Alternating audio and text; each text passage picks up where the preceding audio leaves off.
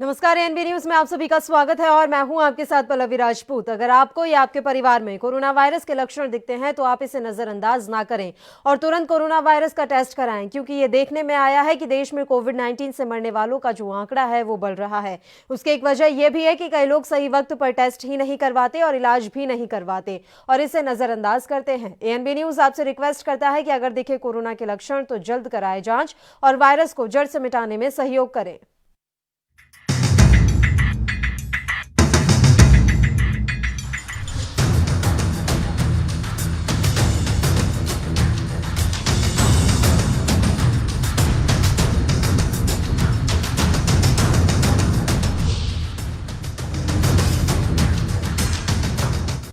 और चलिए अब रुक करते हैं आज के मुद्दा का। एक सोशल मीडिया पोस्ट ने बेंगलुरु को हिंसा की आग में झोंक दिया है। मंगलवार रात 4 घंटे तक बेंगलुरु में आगजनी तोड़फोड़ हंगामा मचा। इतना ही नहीं, कांग्रेस विधायक के घर से पुलिस स्टेशन तक उपद्रवियों ने जमकर बवाल काटा। इस घटना में कुछ लोगों की जान भी गई है तो बड़ी संख्या में पुलिसकर्मी भी जख्मी हुए हैं। अब पुलिस उपद्रवियों की धरपकड़ में लगी है। दूसरी तरफ मामले में राजनीतिक तूल भी पकड़ लिया है। कर्नाटक के भारतीय जनता पार्टी के विधायक सुनील कुमार ने इस घटना पर प्रतिक्रिया देते हुए यूपी जैसी कार्रवाई की मांग की है। सुनील कुमार ने कहा कि उपद्रवियों की संपत्ति जब्त कर नुकसान की भरपाई की जाए। एक रिपोर्ट देखिए।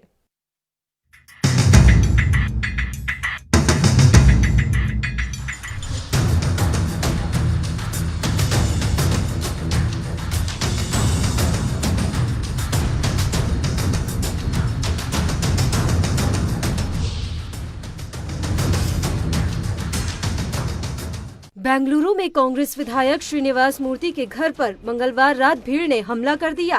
लाठी डंडों से लैस भीड़ ने जमकर तोड़फोड़ और आगजनी की। पुलिस के आने पर पथराव किया गया, जिसमें एडिशनल पुलिस कमिश्नर समेत 60 पुलिस वालों को चोटें आईं। हालात पर काबू करने के लिए पुलिस को फायरिंग तक करनी पड़ी, जिसमें 2 उपद्रवियों की मौत हो गई। इस पूरे बवाल की शुरुआत दरअसल एक फेसबुक पोस्ट से हुई थी। आरोप है कि कांग्रेस विधायक श्रीनिवास मूर्ति के भतीजे ने फेसबुक पर एक भड़काऊ पोस्ट किया। इस पोस्ट के बाद मंगलवार रात 9:30 बजे भीड़ विधायक श्रीनिवास मूर्ति के घर और पूर्वी बेंगलुरु के डीजे हल्ली पुलिस स्टेशन पर हमला करने पहुंच गई। क्या है घटना? बेंगलुरु के जीडे हल्ली इलाके में मंगलवार रात करीब 9:30 बजे उपद्रवियों ने कांग्रेस विधायक श्रीनिवास मूर्ति के घर को निशाना बनाया। विधायक के घर का एक हिस्सा आग के हवाले कर दिया गया। विधायक श्रीनिवास के भतीजे ने सोशल मीडिया पर भड़काऊ पोस्ट किया था, जिसके बाद लोगों ने जमकर बवाल मचाया। सैकड़ों की संख्या में लोगों ने पहले विधायक के घर को निशाना बनाया, फिर पुलिस स्टेशन पर हमला किया। हमले में एडिशनल पुलिस कमिश्नर समेत 60 पुलिस वालों को चोटें आई हैं। 10 से ज्यादा पुलिस वाहनों में आग लगाई गई। वहीं पुलिस की तरफ से फायरिंग भी की गई।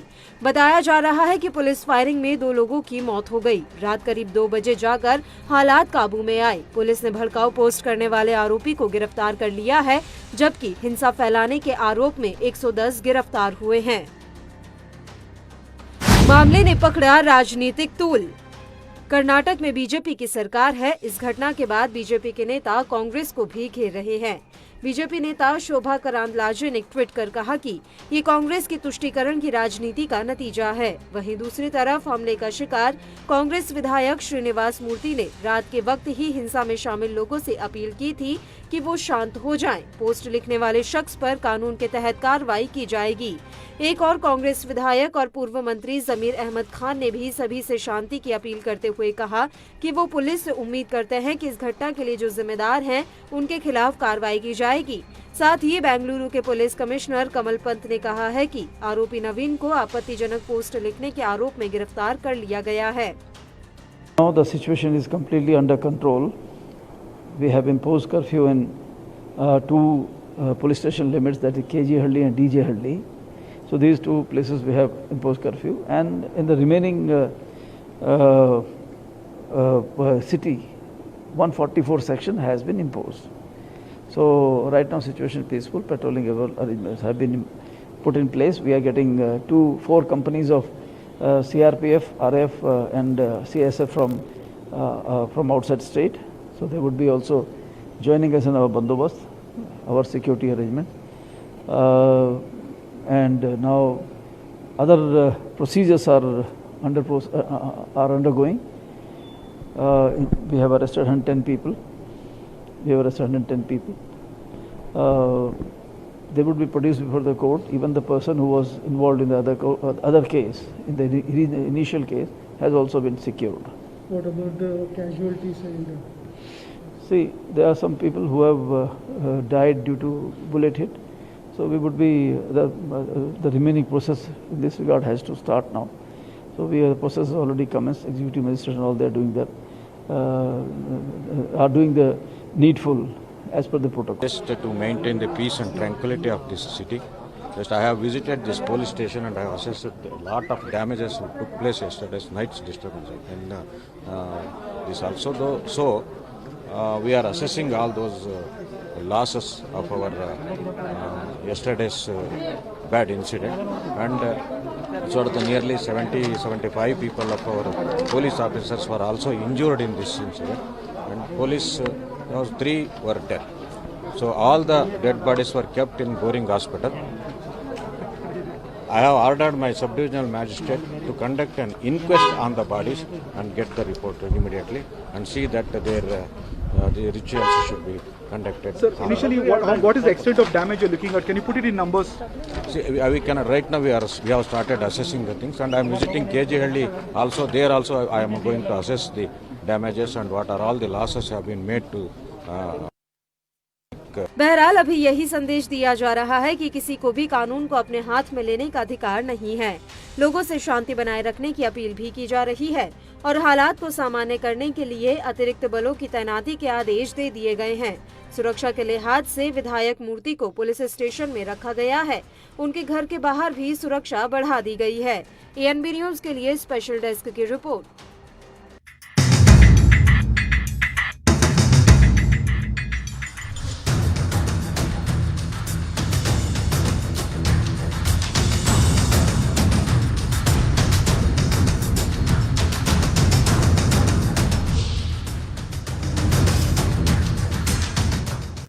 तो इस रिपोर्ट में देखा आपने किस तरह से एक सोशल मीडिया पोस्ट ने पूरे बेंगलुरु को हिंसा की आग में झोंक दिया। मंगलवार रात 4 घंटे तक बेंगलुरु में आगजनी तोड़फोड़ हंगामा मचा। इतना ही नहीं, कांग्रेस विधायक के घर से पुलिस स्टेशन तक उपद्रवियों ने जमकर बवाल काटा है। ये पूरा जो मामला है सिर्फ एक सोशल मीडिया पोस्ट से जुड़ा हुआ है।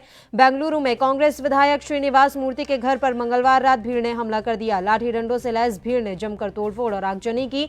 पुलिस के आने पर पथराव किया गया, जिसमें एडिशनल पुलिस कमिश्नर समेत 60 पुलिस वालों को चोटें आई हैं। हालात पर काबू पाने के लिए पुलिस को फायरिंग तक करनी पड़ी, जिसमें 2 उपद्रवियों की मौत हो गई है। इस पूरे बवाल की शुरुआत एक फेसबुक पोस्ट से हुई थी। आरोप है कि कांग्रेस विधायक श्रीनिवास मूर्ति के भतीजे ने फेसबुक पर एक भड़काऊ पोस्ट किया था। इस पोस्ट के बाद मंगलवार रात भीड़ विधायक श्रीनिवास मूर्ति के घर और पूर्वी बेंगलुरु के डीजे हल्ली पुलिस स्टेशन पर हमला करने पहुंच गई।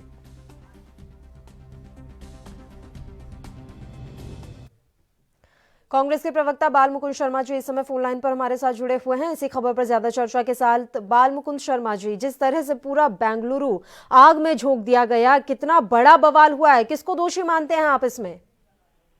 जी नमस्कार। जी नमस्कार। मेरा सवाल आपसे ये था कि जिस तरह से बेंगलुरु में आगजनी हुई है, हिंसा हुई है, अब तो कर्फ्यू तक लग गया, इतना बड़ा बवाल मचा है, आपकी नजर में आखिर इस बवाल का दोषी कौन है? ये तो वही लोग दोषी हैं, तो पूरे हिंदुस्तान में इस तरह का माहौल पैदा कर रहे हैं।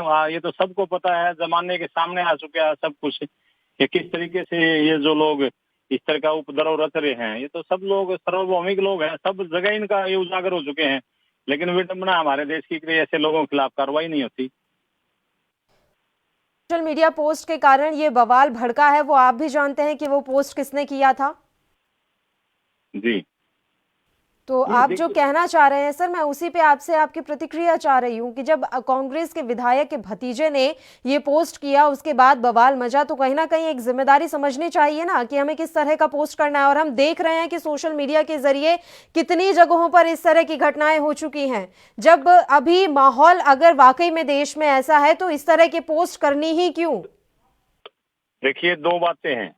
अगर मीडिया जो लोकतंत्र का चौथा स्तंभ है, वो ये चीजें प्रूव करेगा कि आंख के बदले आंख आप फोड़ोगे, या इस तरीके की कार्रवाई को आप ये मान के चलो कि कहीं समाज में किसी की कोई जगह है, तो मैं समझता हूँ फिर तो कोई रास्ता ही नहीं रहा। अगर कोई गलत काम कर रहा है तो वो कानून सम्मत उसको हर तरीके से कानून में, संविधान में एक एक पेज में लिखा हुआ है कि जो जिस तरीके की गलत काम करेगा उसकी अनुसंधान, उसकी शोध, उसकी संरचना कानून के द्वारा तय होती है।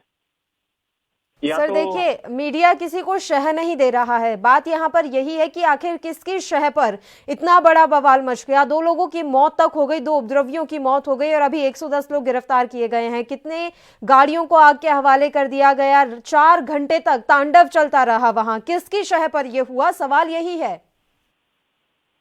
देखिए, ये तो जांच का विषय है। सरकार वहाँ जो भी, अगर सरकार ठीक तरीके से जांच करेगी तो दूध दूध पानी का पानी हो जाएगा।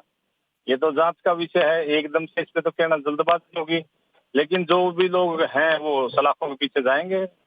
इस तरीके के कृत्य के लिए कोई भी जगह नहीं है सभ्य समाज में। जो लोग ऐसा काम करते हैं, जो कानून को अपना काम करना चाहिए, कानून माफिक सब न्याय है हिंदुस्तान में, बड़ा सामाजिक परंपराएं भी हैं और कानून का राज है यहाँ पर। कोई जो लोग हैं ऐसे, ये होता जा रहा है बाल मुकुंद शर्मा जी, लोग अपने हाथों में कानून ले रहे हैं।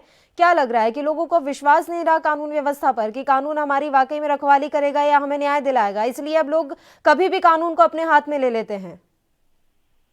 देखिए, ये केंद्र सरकार की मैं समझता हूँ ज्यादा नाकामी है। पिछले कितने सालों से इस तरीके की मांग उठ रही है कि जो लोग इस तरीके से सड़कों पर आकर के कत्लेआम करते हैं, गुंडागर्दी करते हैं, कभी गोरक्षकों को मार दे के नाम पर लोगों को मार देते हैं, कभी कुछ करते हैं, ये इस तरह की घटनाएं होती रह रही हैं। उसके बाद भी पिछले 6 साल में बहुत मांग उठी है इन लोगों में। लोगों की नीचे स्तर पर मांग आई है कि इसके खिलाफ कोई कानून बनाया जाना चाहिए। क्यों नहीं बना? जिन लोगों की मंशा क्या है वो तो वो तय करेंगे ना। जो लोग कानून बनाने के लिए जिनका अख्तियार है, जो बैठे हैं, उनकी मंशा पे सवाल है कि वो किस तरीके का यहाँ पर माहौल चाहते हैं। देश में बंटवारे की राजनीति करके आगे बढ़ना चाहते हैं। इतना अमन चैन पर लगा रही है आरोप की तुष्टीकरण की राजनीति का नतीजा देख लीजिए। देखिए, पिछले 70 साल में देश आजादी से लेके आज तक सभी संवैधानिक संस्थाओं की बरकरारी को रखना, एक शांतिपूर्ण माहौल बनाए रखना, देश को आगे बढ़ाना, शक्ति संपन्न राष्ट्रों की श्रेणी में लाके खड़ा कर देना, कितना इस देश को हमने आजादी की लड़ाई से लेकर आज तक बड़े अच्छे रास्ते पर इसको हम लेके गए थे। प्रजातंत्र को कितना मजबूत किया है। अब कौन सी ताकतें हैं वो जो प्रजातंत्र को कमजोर करना चाहती हैं, जो जिस तरीके का माहौल देश में बढ़ाना चाहती हैं कि वैमनस्य पैदा हुए। तो मैं समझता हूँ ये तो जनता सब समझती है और सबके सामने है। बिल्कुल, ये कोई छुपाने वाली बात तो है नहीं। जी, ये भी कहा जा रहा है कि भीम और मीम एकता का संदेश देने वाले लोगों के लिए यह एक अच्छा खासा उदाहरण है। देखिए, इस तरीके के वार्तालाप की मुझे नहीं जानकारी कुछ ज्यादा कि कौन क्या कहता है, नहीं कहता है। सरकारें जो भी हैं, चुनिंदा सरकारें हैं, उनकी ड्यूटी है अमन चैन स्थापित करना, लोगों के जीवन की रक्षा करना और अच्छे समाज का निर्माण करना। यही कल्पना हमारे संविधान लिखते वगैरह, जो भी संविधान के हमारे उस समय की कमेटी में जो मेंबर रहे थे, उन्होंने यही सोचा था और यही महात्मा गांधी जी का सपना था। सभी आजादी के दीवाने जिन्होंने आजादी में कुर्बानियां दी हैं, लाखों लोग, तो उन्होंने ये सपना देखा था कि अच्छे और उज्जवल भारत के भविष्य निर्माण के लिए उन्होंने अपना योगदान दिया था। तो मैं समझता हूँ उसी रास्ते में हमें आगे चलना पड़ेगा। एकमात्र शांति और हिंसा का स्थान है प्रजातंत्र में, इसके तरह कोई स्थान नहीं। आप हमारे साथ फिलहाल बीजेपी के विधायक सुभाष जी भी फोन लाइन पर हमारे साथ मौजूद हैं इसी खबर पर चर्चा के लिए। सुभाष जी, मेरा सबसे पहला सवाल सर यही है कि किसको दोषी मान रहे हैं आप? बेंगलुरु में जो बवाल हुआ, आपकी नजर में कौन दोषी है? सुभाष जी से हमारा संपर्क टूट गया है। बाल मुकुंद जी, अब ये मांग उठ रही है कि जो भी नुकसान हुआ है आगजनी के कारण, तोड़फोड़ के कारण, यूपी जैसी कार्रवाई की जाए। बीजेपी जिस तरह से बीजेपी सरकार है यूपी में, कर्नाटक में भी बीजेपी की सरकार है, उत्तर प्रदेश में उपद्रवियों से ही वसूला गया था, जो भी नुकसान हुआ उसकी भरपाई उपद्रवियों ने ही की, ऐसा ही कर्नाटक में हो। आप भी इत्तेफाक रखते हैं इस बात से? जी देखिए, अभी कुछ भी कहना जल्दबाजी होगा। जांच किस दिशा में जाती है, सीबीआई जांच करती है, कोई और एजेंसी जांच करती है, राज्य सरकार जांच करती है, करती भी है, नहीं करती है, बहुत से सवाल अभी खड़े होने हैं इन चीजों पर। तो मैं समझता हूँ बहुत जल्दबाजी होगी किसी तरीके की बात रखना। तो अभी तो सांप्रदायिक तनाव का पूरा मामला नजर आ रहा है बाल मुकुंद जी, सांप्रदायिक तनाव दो पक्षों में लड़ाई हो गई, एक सोशल मीडिया पोस्ट के कारण इतना बड़ा दंगा भड़क गया। तो अभी अभी अभी जो पहली प्राथमिकता है, देखिए हम लोगों की जो जिम्मेवारी बनती है, हमारा देश जो है वो शांतिपूर्ण माहौल में रहे। अभी तो सबसे शांति की अपील करनी चाहिए हमें। और ये एक तरह से बहुत ज्यादा इस तरीके की स्थिति है, टेंस वहां पर है, तो कुछ भी किसी भी तरीके के विचार व्यक्त करने से पहले हमें भी सावधानी रखनी चाहिए। और उम्मीद ये करनी चाहिए सबसे पहले जो कर्तव्य है वो शांति व्यवस्था स्थापित हो, कानून का और वहाँ पालना हो और सब लोगों के जीवन के जान माल की सुरक्षा हो। ये एक अच्छे नागरिक के तौर पर भी हमारी जिम्मेवारी बनती है। और हमारी पार्टी की तरफ से भी हम ये निवेदन करते हैं कि जो भी स्थिति रही है उसको कंट्रोल किया जाए और एक शांतिपूर्ण वातावरण, जो कानून का वहाँ राज है, वो स्थापित किया जाए। अभी फिलहाल यही हम उम्मीद कर सकते हैं। जो कह रहे हैं बाल मुकुंद जी की कोई भी प्रतिक्रिया देने से पहले या अपनी राय रखने से पहले अभी सोचना होगा। यही काम अगर विधायक जी के भतीजे ने कर लिया होता तो इतनी बड़ी बात ही नहीं हो पाती। सर, अंबर जी के बारे में क्या लिख रहे हैं, क्या नहीं लिख रहे हैं, थोड़ा तो सोचना चाहिए। और जब देख रहे हैं कि अभी माहौल वैसा ही ऐसे अभी नाजुक स्थिति में चल रहा है, उसके बाद भी कुछ भी पोस्ट कर देना। देखिए, कोई एक आदमी पाठ पूरे देश को पढ़ाना पड़ेगा कि सोशल मीडिया को भड़काऊ बयानों के लिए इस्तेमाल मत कीजिए, या तो ये करना पड़ेगा अब। देखिए, कंट्रोल, ये भी कंट्रोल सरकार के हाथ में है कि वो एक एक मिनट की उनके पास ऑब्जर्वेशन होती है, कौन क्या करता है, कौन क्या लिखता है, किस तरीके की स्थिति वहाँ है। ये सब कुछ सरकार के अधीन है। उसके बाद मैं समझता हूँ सरकार जिस तरीके से वहाँ पर स्थिति को नहीं संभाल पाई, एक तो फेलियर है सरकार का। और आगे भी सरकार को मैं जो सचेत करना चाहता हूँ कि उनको पूरी तरह से व्यवस्था को कंट्रोल में करना चाहिए। उसके बाद आगे की बात करने का फायदा हम लोगों को भी रहेगा और समाज को भी रहेगा। नहीं, बिल्कुल आप सही कह रहे हैं। अभी बीजेपी के प्रवक्ता नेता हमारे साथ जुड़ेंगे, मैं उनसे यही सवाल करूंगी कि आखिर समय रहते स्थिति को क्यों नहीं संभाला गया, क्योंकि बात तो ये भी सामने निकल कर आ रही है कि उपद्रवी पहले पुलिस थाने ही गए थे अपनी शिकायत दर्ज करवाने, लेकिन पुलिस कर्मियों ने उनकी सुनी नहीं। इस वजह से इतना बड़ा दंगा भड़क गया। आपकी बात भी सही है, लेकिन बाल मुकुंद जी, सवाल यहाँ पर यह खड़ा हो रहा है कि सोशल मीडिया का इस्तेमाल आखिर अब इस तरह के बयानबाजी के लिए क्यों हो रहा है। ये कर्नाटक के मामले की मैं बात नहीं कर रही हूँ, ना सिर्फ बेंगलुरु, तमाम हमने ऐसे मामले देख लिए हैं जहां सोशल मीडिया पर इसी तरह के आपत्तिजनक पोस्ट किए जाते हैं, उसके बाद तनाव पैदा हो जाता है, दो पक्षों में लड़ाई हो जाती है, दंगा भड़क जाता है। तो आखिर इस स्थिति से निपटने के लिए क्या कदम उठाए जाएंगे? ना सिर्फ सत्ता पक्ष, विपक्ष अपनी क्या जिम्मेदारी निभा सकता है?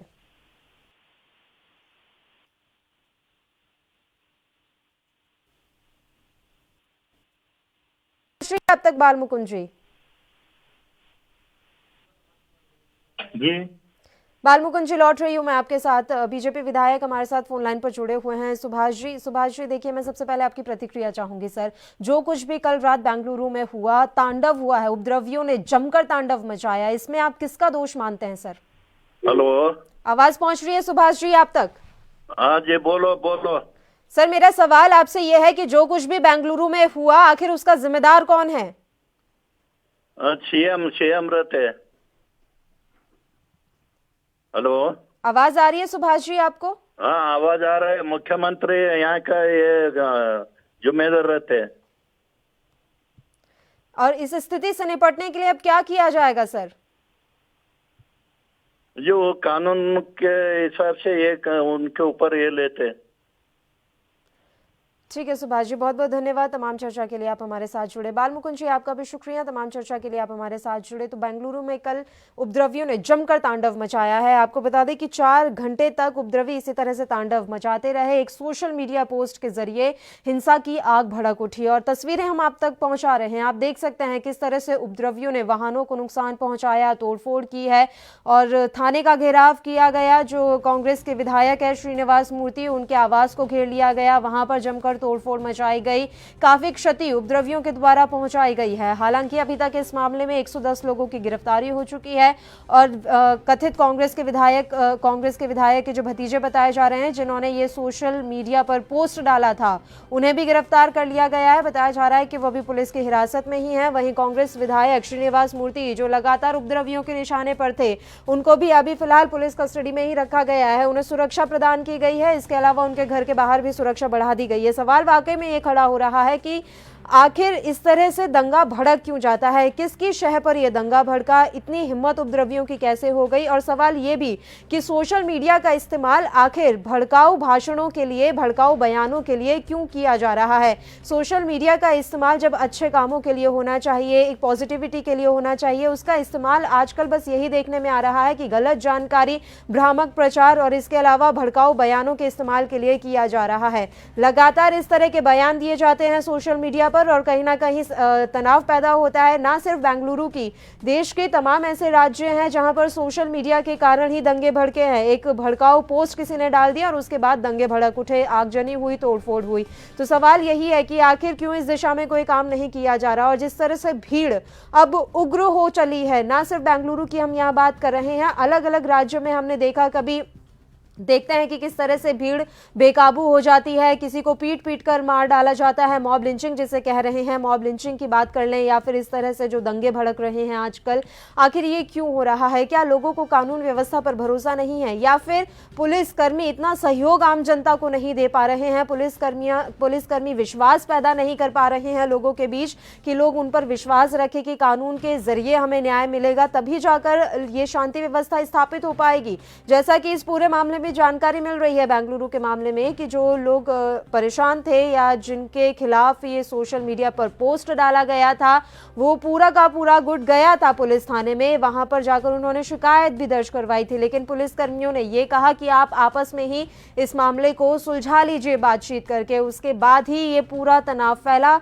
जो उपद्रवी थे वो और लोगों को अपने साथ लाए। सबसे पहले पुलिस थाने पर हमला किया गया, उसके बाद जो कांग्रेस के विधायक हैं उनके घर को निशाना बनाया गया, कांग्रेस विधायक तक को मारने की कोशिश की गई है। हालांकि पुलिस ने काफी मशक्कत की इस दंगे को शांत करने के लिए, 4 घंटे तक ये दंगा भड़कता रहा। उसके बाद जैसे तैसे करके पुलिस ने इस मामले को शांत किया। खास बात यहाँ पर यह है कि पुलिस को उपद्रवियों को शांत करने के लिए फायरिंग तक करनी पड़ी और इस फायरिंग में 2 उपद्रवियों की मौत हो गई, जिससे लोगों में खासा आक्रोश है। वहीं 60 पुलिसकर्मी ऐसे बताए जा रहे हैं जो इस समय घायल हैं, उन्हें चोटें आई हैं, किसी को गंभीर चोटें आई हैं तो किसी को हल्की चोटें आई हैं। सभी का इलाज चल रहा है। अभी वहां पर माहौल शांत है, लेकिन भारी संख्या में पुलिस बल तैनात किया गया है। धारा 144 लगा दी गई, कर्फ्यू लगा दिया गया है, तब जाकर अभी दंगा शांत हुआ है। लोग अभी अपने घरों में हैं। लेकिन बड़ी बात यहाँ पर यही है कि आखिर क्यों हुआ ये दंगा, आखिर भड़का कैसे, किसकी शह पर भड़का, किस तरह से सोशल मीडिया की ये जो पोस्ट है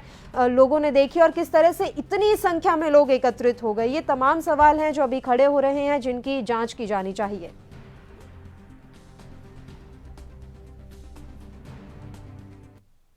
राजनीतिक विश्लेषक अंकुश शर्मा जी इस समय फोन लाइन पर हमारे साथ जुड़े हुए हैं इस मसले पर चर्चा के लिए। अंकुश शर्मा जी, सबसे पहले मैं आपकी प्रतिक्रिया चाहूंगी। सर, बेंगलुरु में जो कुछ भी हुआ, दंगा भड़का, हिंसा, आगजनी, तोड़फोड़, तमाम हम तस्वीरें देख पा रहे हैं। इस पर आप क्या कुछ कहना चाहेंगे और किस तरह से आप देखते हैं इसे? देखिए, बहुत दुखद परिस्थिति है और तमाम सरकारों ने अभी तक इंडिपेंडेंस के बाद मुझे लगता है जो सख्ती का रुख नहीं अपनाया है इस तरीके के दंगाइयों के खिलाफ, कि एक फेसबुक पोस्ट या सोशल मीडिया पे अपने आप को कोई अभिव्यक्ति की आज़ादी का हक इस्तेमाल करते हुए एक्सप्रेस करता है तो इस तरीके की कार्रवाई हो जाती है। मुझे लगता है कि कोई भी, चाहे वो धर्म हो, चाहे वो कोई व्यक्ति हो, चाहे कोई भी इंस्टीट्यूशन हो, वो क्रिटिसिज्म से परे नहीं है। एक हेल्दी क्रिटिसिज्म होना चाहिए। अगर आपको लगता है कि वो क्रिटिसिज्म ने कोई सीमा लांघी है तो आप कानूनी प्रावधानों को इस्तेमाल करके आप उस व्यक्ति के खिलाफ कार्रवाई करवा सकते हैं। लेकिन एक कम्युनिटी को फ्लेयर अप करके, एक कम्युनिटी को कंसोलिडेट करके और एक कम्युनिटी का कम्युनिटी पे अटैक करवाना, मुझे लगता है कि इस चीज को किसी भी तरीके से बर्दाश्त नहीं किया जा सकता और कड़ी कार्रवाई इन लोगों के खिलाफ होनी चाहिए। बिल्कुल अंकुश शर्मा जी, मैं आपकी एक एक बात से सहमत हूं, लेकिन यहाँ पर सवाल ये भी उठता है कि अभिव्यक्ति की आज़ादी का मतलब ये नहीं कि आप किसी के धर्म पर उंगली उठाएं या इस तरह के भड़काऊ बयान सोशल मीडिया पर डालें। लोग भी तो अपनी जिम्मेदारी नहीं समझ रहे कि हमें किसी और के धर्म के बारे में कुछ कहना ही क्यों है आखिर। देखिए, जहां तक धर्मों की बात है तो धर्म जो है वो दूसरे धर्मों के लोगों की पर्सनल लाइफ में अगर इंटरफेयर करे, कोई भी धर्म अगर कोई चीज प्रिस्क्राइब करे, तो मुझे लगता है कि उसके खिलाफ आवाज उठाना आपका दायित्व भी है। मान लीजिए अगर सपोज जैसे आप सनातन है, सनातन अगर सर्वधर्म संभव में मानता है, विश्वास रखता है, और कोई और धर्म है जो सर्वधर्म संभव में विश्वास नहीं रखता है और फिर प्रिस्क्राइब करता है कि जो व्यक्ति हमारे धर्म में नहीं मानेगा वो काफिर होगा या वो हिडन होगा या उसके लिए इस तरीके का प्रिस्क्राइब करेगा कि इस तरीके से इस व्यक्ति से डील करना है, तो फिर दूसरे व्यक्ति के धर्म के व्यक्ति को पूरा अधिकार है कि उस चीज को अपोज करे, क्योंकि वो उसकी लाइफ में इंटरफेयर कर रहा है। लेकिन मुझे लगता है कि यहाँ पे बात कुछ और है। बिल्कुल आपने कहा कि वो सीमा नहीं लांघनी चाहिए, बिल्कुल मैं आपसे सहमत हूँ, लेकिन सीमा लांघी या नहीं लांघी ये मॉब तय करेगा, या हम टीवी स्टूडियो में बैठ के तय करेंगे, या कॉम्पिटेंट अथॉरिटी, अप्रोप्रिएट अथॉरिटी तय करेगी। देखिए, जब हमारा एक कानून व्यवस्था बनी हुई है तो क्या लोग इकट्ठे होकर हमला करने चले जाएंगे, या उस कानून व्यवस्था का पे विश्वास रखते हुए उसे अप्रोच करेंगे? बिल्कुल अंकुश जी, और इस पूरे मसले में ये भी कहा जा रहा है कि जो समुदाय है वो पहले पुलिस थाने ही गया था, पुलिस कर्मियों से शिकायत भी दर्ज करवाई थी, लेकिन उन्होंने ये कह दिया कि आप दोनों पक्ष आपस में मिल बांट कर ही इस बात को सुलझा लीजिए, और उसके बाद ही ये दंगा भड़क गया। तो क्या ये भी कहना गलत नहीं होगा कि कई बार ऐसे केसेस में ये देखने को आता है कि पुलिसकर्मी सहयोग नहीं करते हैं, उसके बाद इस तरह की वारदातें हो जाती हैं? देखिए, हालांकि ये बात सामने आ रही है, चूंकि आपने ये बात कही, मैं इस चीज की सच्चाई की पुष्टि अभी नहीं कर सकता, क्योंकि जिस पुलिस वाले ने ये बात कही होगी, अब जिस पुलिस थाने ने ये बात कही होगी, मुझे नहीं लगता कि उन्होंने ये माना होगा कि हमने कहा।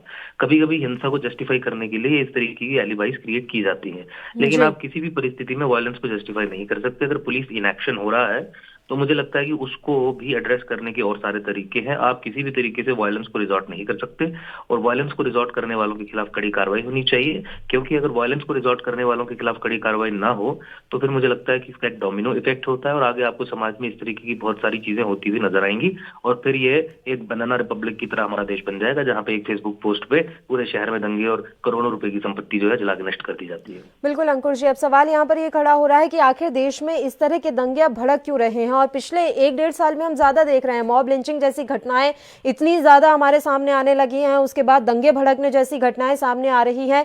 क्या हो गया है? क्या लोगों को कानून व्यवस्था पर भरोसा नहीं रहा है, लोकतंत्र पर भरोसा नहीं रहा है? आखिर क्यों मानसिकता ऐसी हो गई है कि लोग फौरन कानून को अपने हाथ में ले लेते हैं? देखिए, बहुत दुखद परिस्थिति है। मुझे लगता है कि ये मीडिया के एक्टिव होने के कारण और सोशल मीडिया पे ये चीजें सामने आने के कारण मुझे लगता है कि स्टैटिस्टिक्स थोड़े आपको कंपैरेटिव एनालिसिस करके आपको कुछ ज्यादा दिख रहे होंगे, लेकिन ये समस्या शुरू से ही पोस्ट इंडिपेंडेंस हमारे देश में है। उसका मुख्य कारण ये है कि जिन लोगों ने पाकिस्तान की डिमांड की थी भारत धर्म के आधार पे भारत को तोड़ के, उसमें से केवल 15 से 20% लोग ही पाकिस्तान गए, बाकी 80% डिमांड करने वाले तो हिंदुस्तान में ही रहे थे। तो उसके कारण अपीजमेंट की, मतलब इस पृष्ठभूमि में जब राजनीति करने वालों ने यहाँ पे अपीजमेंट की पॉलिसी भी अडॉप्ट की, तो ये इश्यूज कभी एड्रेस हो नहीं पाए। इन इश्यूज को इस्तेमाल करके बहुत सारे चुनाव भी जीते गए। तो मुझे लगता है कि इन दोनों ही चीजों को देखना पड़ेगा, और अपीजमेंट की पॉलिसी को खत्म करके एक कानून व्यवस्था को सुदृढ़ करके धर्म को किसी भी फैसले का आधार ना बनाते हुए अगर आगे की दिशा में हम काम करेंगे तो मुझे लगता है चीजें ठीक होंगी। बिल्कुल अंकुर जी, मेरा आखिरी सवाल है आपसे। सर देखिए, जिस तरह से अंतर्राष्ट्रीय स्तर पर अगर इस बात को देखा जाए, लगातार ये देश हैं, चाहे वो पाकिस्तान हो या इस्लामिक जितने भी देश हैं, वो कहते आए हैं कि भारत में मुस्लिम सुरक्षित नहीं हैं। अब इस तरह की घटनाएं कहीं ना कहीं उनके बयानों को भी पुख्ता कर देती हैं। हमारे लिए, हमारे भारत में हर धर्म को, हर समाज को उतनी ही इज्जत दी जाती है और सभी के लिए समान बराबर हक हैं, लेकिन जब इस तरह की घटनाएं होती हैं तो अंतर्राष्ट्रीय स्तर पर देश की छवि खराब होती है। देखिए, छवि की बात आपकी ठीक है, लेकिन मुझे लगता है कि ये फिर लार्जर प्रॉब्लम के एक सिम्टम्स है, जिसका जिक्र मैंने आपके साथ पहले ही किया और एक्सप्लेन करने की कोशिश की। Until and unless policy of appeasement और खासकर माइनॉरिटी अपीजमेंट हमारी राजनीतिक पार्टीज नहीं छोड़ती, इस तरीके की चीजें होती रहेंगी। लेकिन इससे भी इम्पोर्टेंट ये है कि देखिए, गवर्नमेंट ऑफ इंडिया का भी बहुत बड़ा इसमें एक मान लीजिए कि गैर जिम्मेदाराना एटीट्यूड है। आप कश्मीर की बात देखिए तो कश्मीर में उन न्यूज़पेपर्स को, जिन न्यूज़पेपर्स को सालाना करोड़ों की एड भारत सरकार देती है, उन न्यूज़पेपर्स में झूठी, अनरिबटेड, अनवेरिफाइड ह्यूमन राइट्स वायलेशंस की स्टोरीज यहाँ के कश्मीरी सेपरेटिस्ट लगाते हैं। अब उसका पुलिंदा बना के यूनाइटेड नेशंस में जाते हैं और उसके आधार पे इंडिया के खिलाफ गलत रिपोर्ट्स प्रिपेयर करते हैं। हाँ, ये इंसिडेंट तो हुआ है, मैं मानता हूँ इसको, लेकिन जैसा कि आपने कहा कि जो छवि खराब करने वाली बात है, मुझे लगता है वो एक बड़ा क्वेश्चन है। देश के गद्दार ही हैं यहाँ पे जो इस तरीके का एविडेंस, फॉल्स एविडेंस जिसको कहें, वो क्रिएट करते हैं और एजेंसीज को वो एविडेंस प्रोवाइड करते हैं, जिसके कारण हमारा रिपोर्ट्स में भी नाम खराब होता है। तो मुझे लगता है कि अगर उस दिशा में भी कार्रवाई की जाएगी तो अंतर्राष्ट्रीय स्तर पे भारत की इमेज सुधारने की दिशा में भी चीजें ठीक होगी। और हाँ, ये तो कानून व्यवस्था, मैंने आपको बताया, इस तरीके के इंसिडेंट्स जो एक्चुअल में हुए हैं, इनको कंटेन करने के लिए तो हमें डीपोलिटिसाइज करना ही पड़ेगा और अपीजमेंट की पॉलिसी खत्म ही करनी पड़ेगी। लेकिन भारत सरकार दोनों में से कोई भी चीज नहीं करती। इनफैक्ट वो न्यूज़पेपर्स जो झूठी खबरें ह्यूमन राइट्स वायलेशन की छापते हैं कश्मीर में और आर्मी को ऑक्यूपेशन आर्मी और इंडिया को इंपीरियल फोर्स की तरह शब्द लिख के पेश करते हैं, उनको अनफॉर्चुनेटली भारत सरकार कंटेन या कंट्रोल नहीं करती, बल्कि करोड़ों रुपए देती है सालाना एड्स के जरिए, एडवर्टीजमेंट्स के जरिए। बिल्कुल, बहुत बहुत शुक्रिया अंकुश जी, आप हमारे साथ जुड़े तमाम चर्चा के लिए। फिलहाल विजय मौर्य जी इस समय फोन लाइन पर हमारे साथ मौजूद है, वरिष्ठ पत्रकार हैं। विजय जी, जो कुछ भी हुआ विजय जी बेंगलुरु में, किस तरह से आप उसे देख रहे हैं? क्या इसमें आपको कहीं राजनीतिक बू भी नजर आ रही है? देखिए मैडम, मैं ये समझता हूँ कि सबसे पहले कि जिस तरह से घटना हुई है वो बहुत ही खतरनाक है। सोशल मीडिया पे इस तरह से पोस्ट डाल दी जाती है और हमारे देश में देखिए सबसे बड़ी बात यह है कि यहाँ पे कई जातियां, कई भाषाएं, कई धर्म के लोग हैं और मैं समझता हूँ कि जिस तरह से सोशल मीडिया एकदम से फ्री हुआ पड़ा है वो देश के लिए घातक है, खतरनाक है। समाज को ठीक रखने के लिए और इस तरह से चीजों से बचाने के लिए भारत सरकार को कोई कड़े मानदंड अपनाने चाहिए ताकि ऐसी घटनाएं ना हो, क्योंकि सोशल मीडिया एक लोगों की आवाज को समाज में अच्छी पॉजिटिव बात को लेके जाने के लिए बनाया गया है। आप उस पर एंटरटेन करिए, आप कोई खबर भी देना चाहते हैं दीजिए और अपनी बात भी रखिए। लेकिन जिस तरह से हमारे देश में मैंने जैसे पहले कहा कि हम कई जातियां, कई धर्म के लोग रहते हैं, तो ऐसे में इस तरह से जिस तरह से बताया जा रहा है, आरोप लगाए जा रहे हैं कि कांग्रेस के विधायक के भतीजे ने शायद कोई ऐसी पोस्ट डाली जिससे वहां दंगे भड़क गए, तो मैं समझता हूँ ये शर्मनाक है और भारत की जो लोकतंत्र प्रणाली है उस पे भी बड़ा घातक है और हमारे मीडिया को और जो सोशल मीडिया चलाते हैं उनको भी सोच समझ के ही ऐसे फैसले लेने चाहिए, ऐसी बात रखनी चाहिए। बिल्कुल, मतलब ये कहना अब कहीं गलत नहीं होगा कि अभिव्यक्ति की आज़ादी का आपको ज्यादा ही गलत इस्तेमाल हो रहा है। अभिव्यक्ति की आज़ादी का ये मतलब बिल्कुल नहीं कि आप अपनी सीमा लांघ जाएं, और आजकल हम हर केस में यही देख रहे हैं कि लोग अपनी सीमाएं लांघ जाती हैं। जी मैडम, देखिए इससे पहले भी यूपी में हो या हमारे जैसे पहले देश में कई जगह पे ह्यूमन वायलेंस हुई है और खास तौर पे ये दंगे जब भड़कते हैं दो समुदाय के बीच में, उससे देखिए कितने लोगों को नुकसान होता है।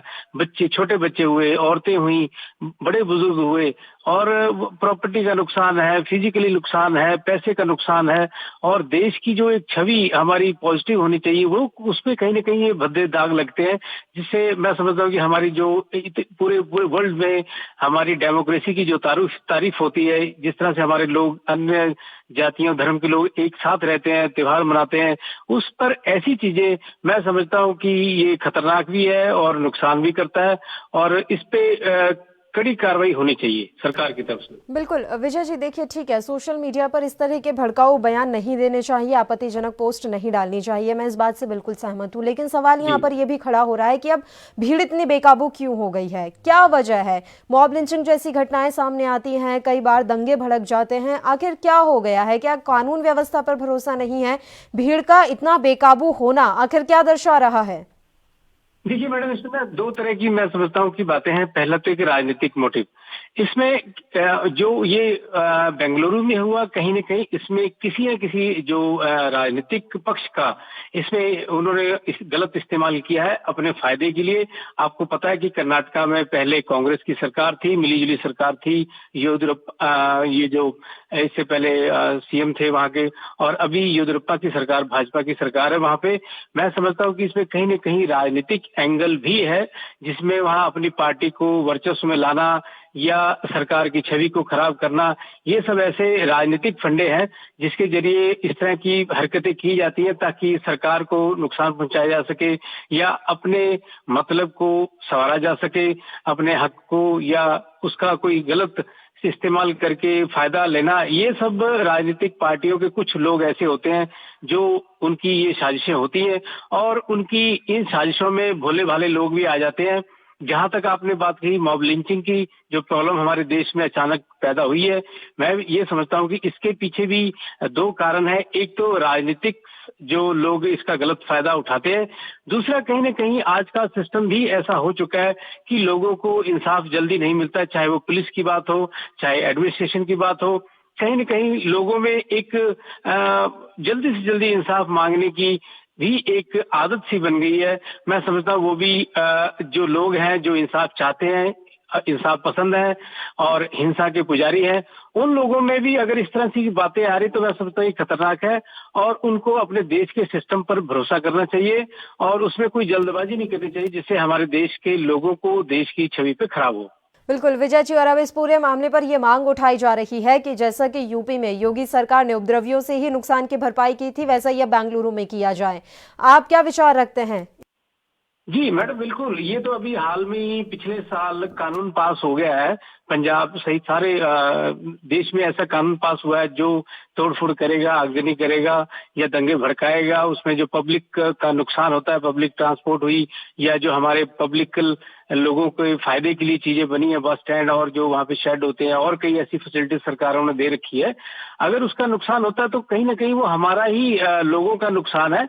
और जैसे मान लीजिए अगर बस में कोई तोड़फोड़ होती है, शीशे तोड़े जाते हैं, ट्रेन में कोई नुकसान किया जाता है, बिजली के पोल्स को नुकसान किया जाता है, सिटिंग अरेंजमेंट्स को नुकसान किया जाता है, बिल्डिंग्स, तो कहीं ना कहीं वो सर्दी गर्मी में उसका बैड इफेक्ट तो हम, मान लीजिए अगर शीशे तोड़े जाते हैं तो सर्दियां हैं, हम ही उसमें सफर करते हैं तो उसमें हमें ठंड लगेगी या और तरीके की ऐसी प्रॉब्लम्स आती हैं।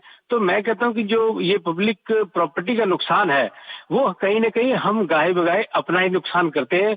और मैं समझता हूं कि ये सरकार का और आम लोगों का, बिजनेस जो इंडस्ट्रियलिस्ट है, व्यापारी है, कहीं ना कहीं हमारे ही टैक्सों से ये सारा कुछ बन रहा है और उसका ये जिस तरह से नुकसान हो रहा है, वो मैं समझता हूँ कि ऐसे उपद्रवियों को सख्त से सख्त उन पे कार्रवाई होनी चाहिए ताकि ये सब तोड़फोड़ बंद होनी चाहिए, देश का और समाज का नुकसान नहीं होना चाहिए। विजय जी देखिए, जिस तरह से आपने बात भी कही है कि इन कहीं ना कहीं इन मामलों में एक राजनीतिक एंगल भी होता ही है, राजनीतिक पहलू होता ही है।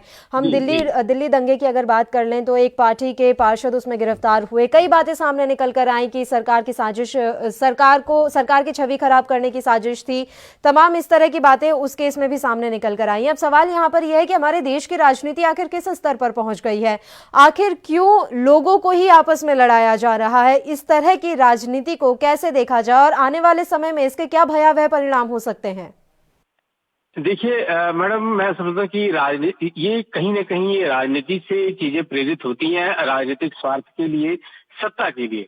क्योंकि देखिए, चाहे दिल्ली की बात हो, चाहे अब जैसे आपने यूपी का नाम लिया, इससे पहले अभी बेंगलुरु में ये सब प्रॉब्लम्स हुई हैं, कहीं ना कहीं इसमें ऐसे लोगों का हाथ शामिल होता है कि वो अपने खुद को इस तरह से साबित करते हैं कि हम आपके हितैषी हैं किसी खास समुदाय के, ताकि उनको ये लगे कि ये हमारे फेवर में जाएंगे और उनको कहीं ना कहीं उसका वोट का फायदा भी होता है। पर मैं समझता हूँ कि ये वोट की जो राजनीति है, खास तौर पे दंगों की जो राजनीति, बड़ी घातक, खतरनाक है देश के लिए। ये सब चीजें नहीं होनी चाहिए और इससे जो एक वोट बैंक को साधने की कोशिश की जाती है या सत्ता पार्टी को बदनाम करने की कोशिश की जाती है, ये अब मैं समझता हूँ कि मैडम ये सब लोग अब समझने लगे हैं। ये बात जरूर है कि कहीं पे जो आप ये कह सकते हैं कि स्लम्स एरिया होते हैं, वहाँ लोग पढ़े लिखे भी कम होते हैं। कई बार ऐसा देखने में आया है कि जहाँ पे एकदम से ये चीजें जब आती हैं तो लोग एकदम मतलब उग्र स्वभाव को मतलब चले जाते हैं। और मैं समझता हूँ कि ये सब चीजें ठीक नहीं है। जो ये सोशल मीडिया पे ये सब जो डाला जा रहा है और इस पे बिना वेरिफिकेशन किए और बिना कोई, जैसे टीवी चैनल से, चाहे ANB है या और भी हैं और समाचार के माध्यम भी हैं, तो उन पे ये चीजें कंफर्म करनी चाहिए, उसके बाद ही कोई रिएक्शन करना चाहिए। और रिएक्शन भी ये कोई नेगेटिव रिएक्शन नहीं कि किसी को मार दिया, सिर फोड़ दिया या मतलब गवर्नमेंट प्रॉपर्टी को तोड़ना फोड़ शुरू कर दी, ये कोई चीज नहीं है। ये मैं समझता हूँ कि ये बिल्कुल गलत है और हमारे जो पॉलिटिक्स के लिए, हमारे समाज के लिए दोनों ही ठीक नहीं है। आपने जिस तरह से बात की कि किस तरह से इसको इस्तेमाल किया जा रहा है, मैं समझता हूँ कि ये सिर्फ और सिर्फ सत्ता के लिए ही ये सब चीजें की जा रही है।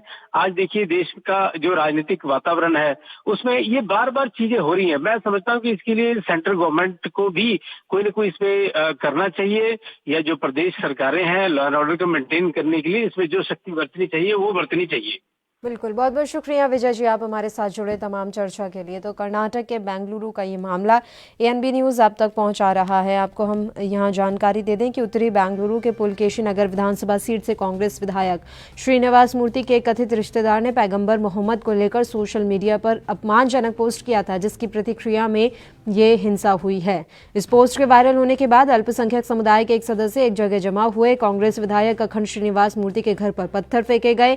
DJ हल्ली और केजूहल्ली पुलिस स्टेशन पर भी पथराव किया गया। कई गाड़ियों को आग के हवाले कर दिया गया। पुलिस पर पत्थरों और बोतलों से हमले किए गए।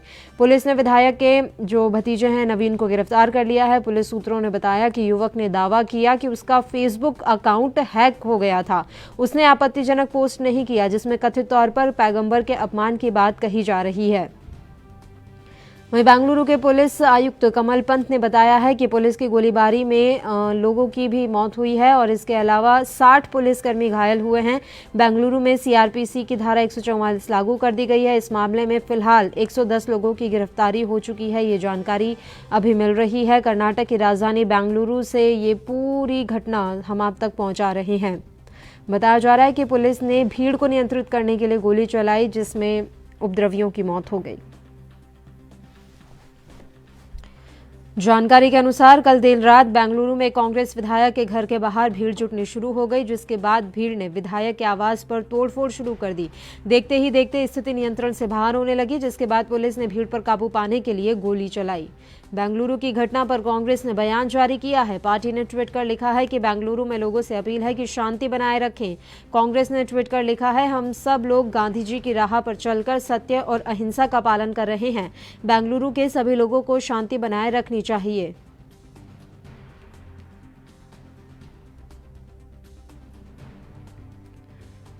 वहीं जानकारी के अनुसार बड़ी संख्या में लोग विधायक अखंड श्रीनिवास मूर्ति के आवास के निकट जमा हुए, तोड़फोड़ की और वहां खड़े वाहनों को क्षतिग्रस्त कर दिया।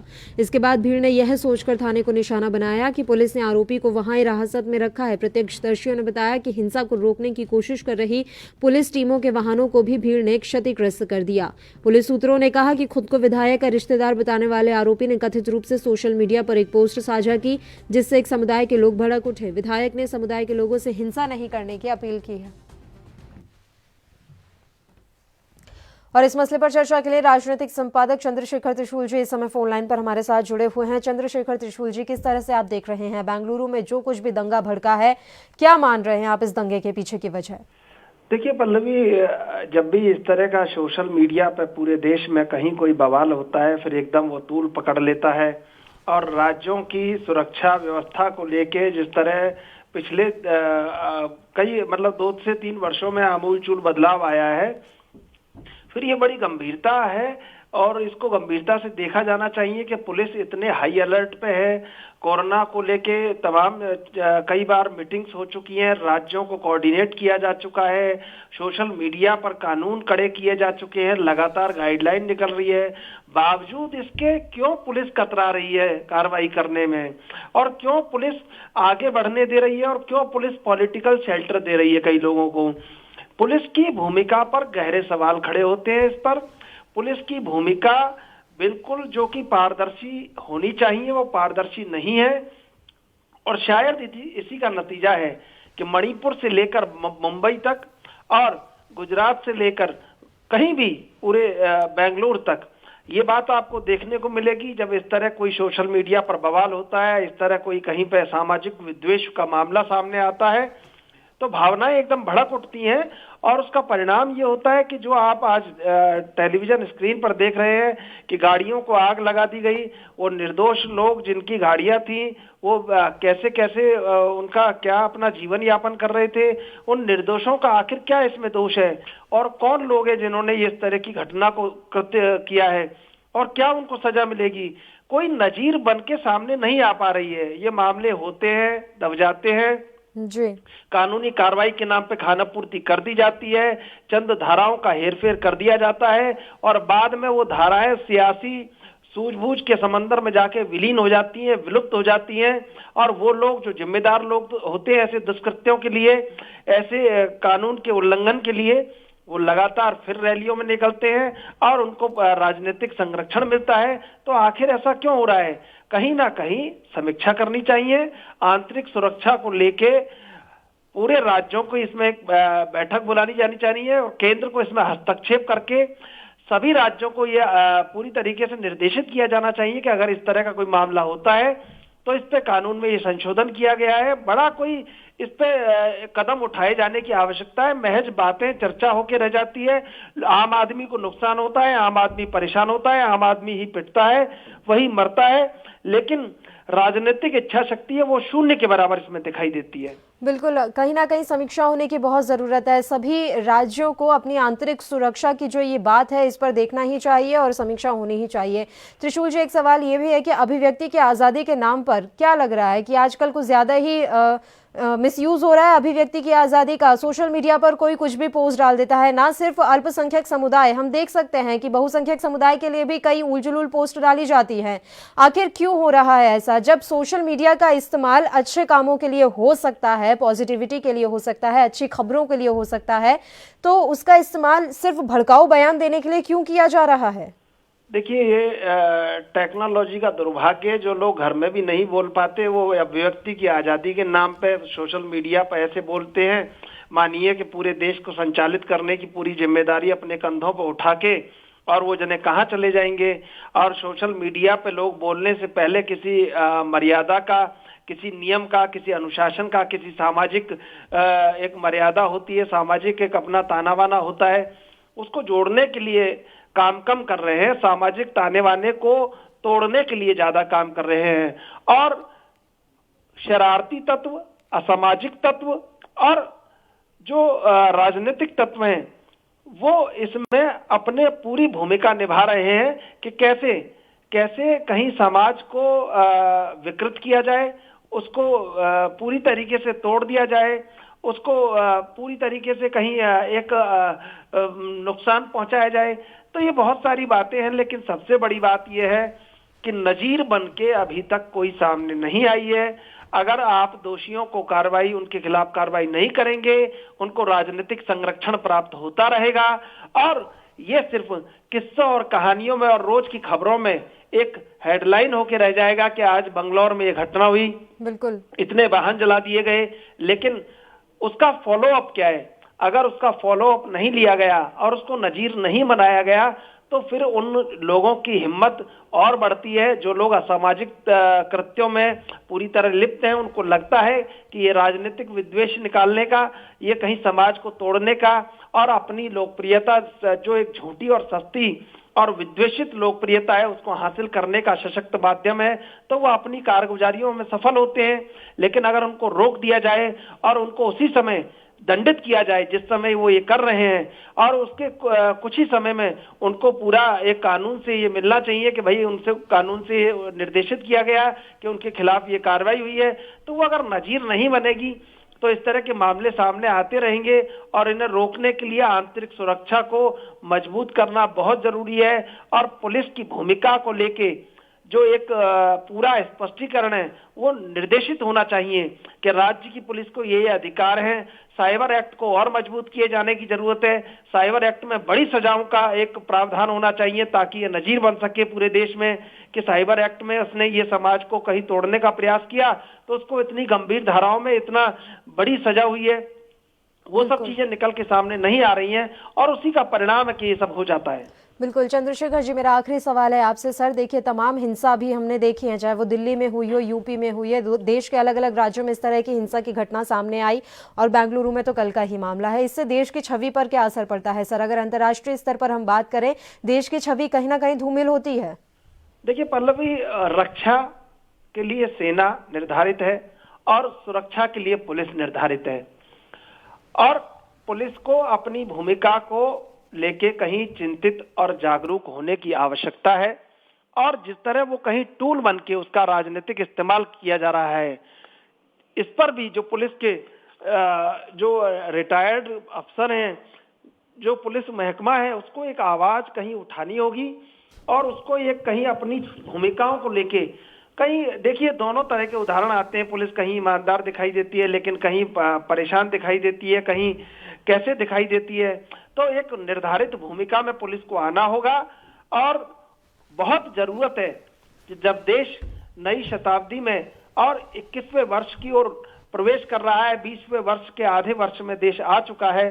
तो अब ये समझना होगा कि आजादी के सही मायने क्या हैं, लोकतांत्रिक मूल्यों की रक्षा कैसे हो और कैसे समाज में जो ये वहशी दरिंदे हैं, जो ये असामाजिक कृत्य हैं, ये जो असामाजिक लोग हैं, इनको कैसे बेनकाब किया जाए और इनको कैसे खींच के बाहर निकालकर दंडित किया जाए।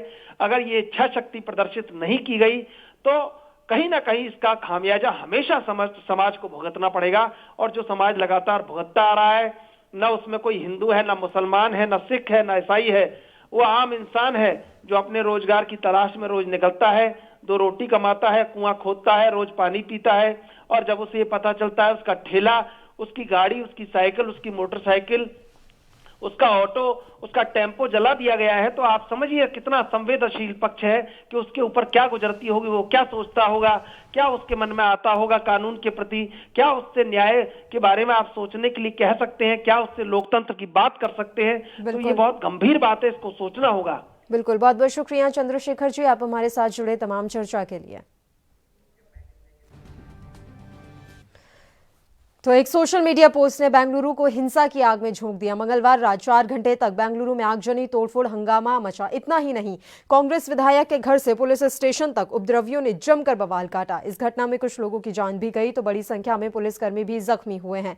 अब पुलिस उपद्रवियों की धरपकड़ में लगी है। दूसरी तरफ मामले ने राजनीतिक तूल भी पकड़ लिया है। कर्नाटक के भारतीय जनता पार्टी के विधायक सुनील कुमार ने इस घटना पर प्रतिक्रिया देते हुए कहा कि यूपी जैसी कार्रवाई यहां भी होनी चाहिए। सुनील ने कहा कि उपद्रवियों की संपत्ति जब्त कर नुकसान की भरपाई की जाए। ये आपको एक बार फिर दिखाते हैं कि इस पूरे मामले में अब तक क्या कुछ हुआ है, लेकिन उससे पहले हम आपको दिखाते हैं अशोक गहलोत की बैठक।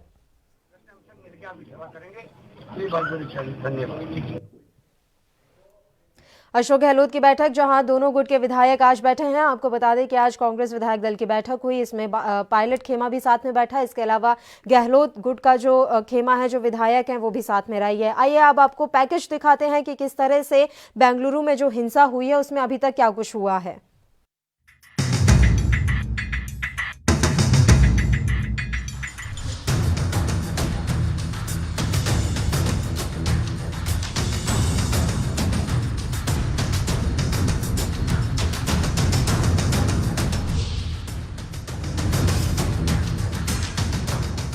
बेंगलुरु में कांग्रेस विधायक श्रीनिवास मूर्ति के घर पर मंगलवार रात भीड़ ने हमला कर दिया। लाठी डंडों से लैस भीड़ ने जमकर तोड़फोड़ और आगजनी की। पुलिस के आने पर पथराव किया गया, जिसमें एडिशनल पुलिस कमिश्नर समेत 60 पुलिस वालों को चोटें आईं। हालात पर काबू करने के लिए पुलिस को फायरिंग तक करनी पड़ी, जिसमें 2 उपद्रवियों की मौत हो गई। इस पूरे बवाल की शुरुआत दरअसल एक फेसबुक पोस्ट से हुई थी। आरोप है कि कांग्रेस विधायक श्रीनिवास मूर्ति के भतीजे ने फेसबुक पर एक भड़काऊ पोस्ट किया। इस पोस्ट के बाद मंगलवार रात 9:30 बजे भीड़ विधायक श्रीनिवास मूर्ति के घर और पूर्वी बेंगलुरु के डीजे हल्ली पुलिस स्टेशन पर हमला करने पहुंच गई। क्या है घटना? बेंगलुरु के जीडे हल्ली इलाके में मंगलवार रात करीब 9:30 बजे उपद्रवियों ने कांग्रेस विधायक श्रीनिवास मूर्ति के घर को निशाना बनाया। विधायक के घर का एक हिस्सा आग के हवाले कर दिया गया। विधायक श्रीनिवास के भतीजे ने सोशल मीडिया पर भड़काऊ पोस्ट किया था, जिसके बाद लोगों ने जमकर बवाल मचाया। सैकड़ों की संख्या में लोगों ने पहले विधायक के घर को निशाना बनाया, फिर पुलिस स्टेशन पर हमला किया। हमले में एडिशनल पुलिस कमिश्नर समेत 60 पुलिस वालों को चोटें आई हैं। 10 से ज्यादा पुलिस वाहनों में आग लगाई गई। वहीं पुलिस की तरफ से फायरिंग भी की गई। बताया जा रहा है कि पुलिस फायरिंग में 2 लोगों की मौत हो गई। रात करीब 2 बजे जाकर हालात काबू में आए। पुलिस ने भड़काऊ पोस्ट करने वाले आरोपी को गिरफ्तार कर लिया है, जबकि हिंसा फैलाने के आरोप में 110 गिरफ्तार हुए हैं। मामले ने पकड़ा राजनीतिक तूल। कर्नाटक में बीजेपी की सरकार है। इस घटना के बाद बीजेपी के नेता कांग्रेस को भी घेर रहे हैं। बीजेपी नेता शोभा करांदलाजे ने ट्वीट कर कहा कि ये कांग्रेस की तुष्टीकरण की राजनीति का नतीजा है। वहीं दूसरी तरफ हमले का शिकार कांग्रेस विधायक श्रीनिवास मूर्ति ने रात के वक्त ही हिंसा में शामिल लोगों से अपील की थी कि वो शांत हो जाएं। पोस्ट लिखने वाले शख्स पर कानून के तहत कार्रवाई की जाएगी। एक और कांग्रेस विधायक और पूर्व मंत्री जमीर अहमद खान ने भी सभी से शांति की अपील करते हुए कहा कि वो पुलिस से उम्मीद करते हैं कि इस घटना के लिए जो जिम्मेदार हैं उनके खिलाफ कार्रवाई की जाएगी। साथ ही बेंगलुरु के पुलिस कमिश्नर कमल पंत ने कहा है कि आरोपी नवीन को आपत्तिजनक पोस्ट लिखने के आरोप में गिरफ्तार कर लिया गया है। Now the situation is completely under control. We have imposed curfew in two police station limits, that is KG Halli and DJ Halli. So these two places we have imposed curfew, and in the remaining city, 144 section has been imposed. So right now situation peaceful. Patrolling arrangements have been put in place. We are getting 4 companies of CRPF, RF and CSF from outside state. So they would be also joining us in our bandobast, our security arrangement. And now other procedures are undergoing. We have arrested 110 people. They would be produced before the court. Even the person who was involved in the other case, in the initial case, has also been secured. What about the casualties and See, there are some people who have died due to bullet hit.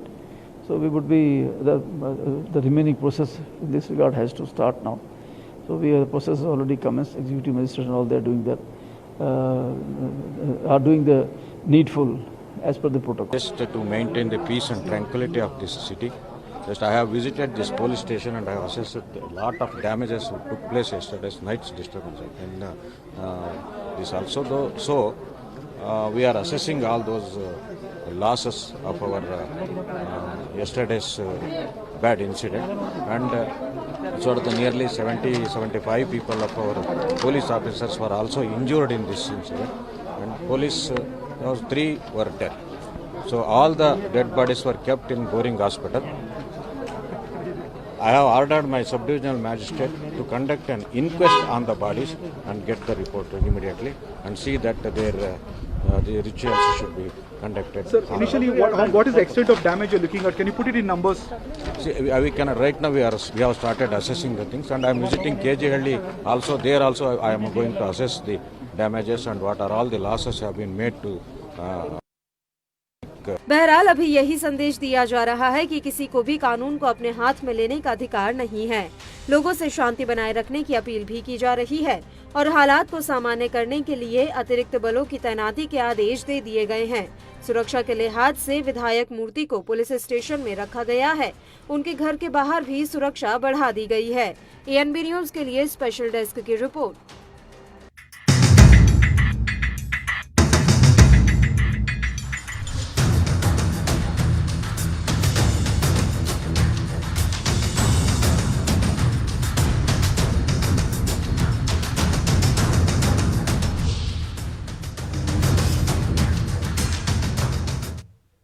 तो बेंगलुरु में भड़की हिंसा के मामले में अब तक police ने 110 लोगों को गिरफ्तार कर लिया है। वहीं कांग्रेस के विधायक श्रीनिवास मूर्ति के भतीजे नवीन को भी गिरफ्तार कर लिया गया है। वो इस समय पुलिस की हिरासत में है, जहां उनसे पूछताछ की जा रही है। वहीं लगातार ये अपील की जा रही है बेंगलुरु के लोगों से कि शांति बनाए रखें, कानून व्यवस्था पर भरोसा रखें। यही अपील ANB न्यूज भी आपसे करता है कि कानून व्यवस्था को अपने हाथ में ना लें, कानून को अपने हाथ में ना लें और पुलिस कर्मियों पर भरोसा रखें, किसी तरह का दंगा ना भड़काएं। और जिस तरह से तनाव का माहौल इस समय बेंगलुरु में नजर आ रहा है, उस माहौल को कम करने में अपनी भागीदारी जरूर निभाएं। इस बुलेटिन में इतना ही। मुझे दीजिए इजाजत। देश प्रदेश की तमाम ताजा और अहम खबरों के लिए आप देखते रहिए ANB न्यूज। नमस्कार।